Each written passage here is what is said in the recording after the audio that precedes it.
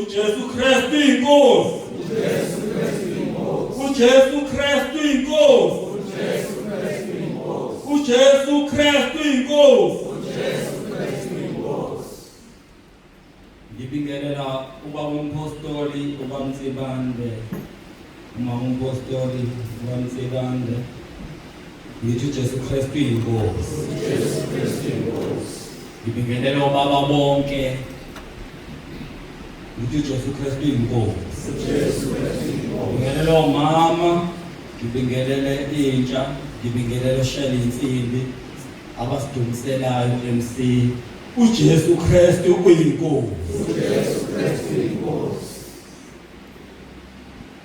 Usibongiseni kwaNgcobo eSinathimbi eMahlathini ngaphansi kwebranch yaseWilo Fonteni ubaba uNgcobo. Lize fakaza ngoba uNkulunkulu angenzela umuhlisi. uJesu Kristu inkosi. Ngiphamisa amandla kaNkulunkulu ukubonga uNkulunkulu ukwazana naye oqala. Bengumuntu obeyisoni bengona. Bengumuntu obengakuhloniphi ubudoda bakhe. Bengiyisoni kangangokuba bengumuntu obephinga. Ngaphinga ngaze ngafumana isifo ngaphandle ephingeni ngingakasindiswa ngingakakholwa. Endaweni ebengisebenzela kuyona bekuyindawo lapho ebekudayisa khona imithi yezinsizwa yokuvusa ubudoda. Okwakwenza ukuthi umuntu obezofuna ikhambi ngoba ngangakakholwa laqala kumina kuqala ngoba ngangigadile khona amabhodlela ehlala kumina. Manje kufika bezothenga kwakukhomba ukuthi mina fanele ngiqale ngimthestele ngoba bengingakakholwa ngisenza into yasezweni. uNkulunkulu wangenzela umusa ukungisusa kuleyo ndawo ngingakakholwa. Kwalahleka impahla yomsebenzi, inkampani yangangixosha. Wangenzela umusa wangisa kwenye indawo. Ngafika kuleyo ndawo. Ngathi mangifika kuleyo ndawo ngasebenza kuyona. Ngafika kukhona iBhayibheli. Sengigula nginesifo sokuthi ngikhiyekile ngenxa yokuthi bengihamba ngilala. uNkulunkulu wangenzela umusa wangikhulula ngoba ngathi ngifice iBhayibheli.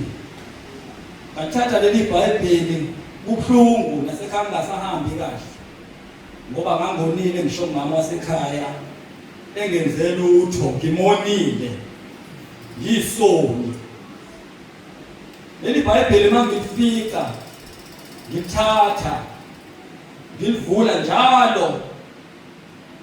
Mangithi ngiyalivula ngivula uJesu ukhuluma ngokuphilisa umuntu ogulayo. Njalo mangivula uNkulunkulu uveza uJesu ephilisa umuntu othile. Ngivele ngikhulekele phezu kwakho lokhu uJesu akhuluma ngakho. Ngithi awuphilise mina Nkosi ngoba ngiyagula. Angiyanga ezinyangeni kodwa uJesu uye wangenzela umusa. Ngizophakamisa amandla akhe uJesu ukuthi ngavula izwi langiphilisa. Ngase ngiyaphila ukufa kwaphela. Ngiyambonga uNkulunkulu. Azangilethe la ekhaya lezwi. Ngingena ekhaya lezwi sengikhululekile sengizokwazana nokuthi isono siyinto engafunakali empilweni yomuntu. Isono yasivuma uneminyaka o4. Isono uyahlukana naso ubaba. Ngiyabonga uNkulunkulu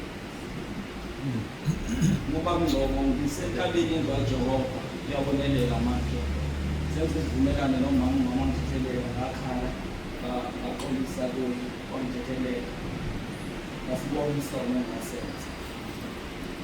uJesu Kristu inkosi. Jesu Kristu inkosi. Jesu Kristu inkosi. Jesu Kristu inkosi. Angathi bobaba angathi nangabakhona ubaba oyofana naye oyokwenzeka ukuthi abe kulento la ngakuyo. uNkulunkulu wangikhulula ngizwi elibaseGalatia 5:1 ukuthi uKristu emkhulula umuntu, ukuthi uKristu wasikhulula ukuba singabisaboshela ejogeni lokugcina sinesiqinile.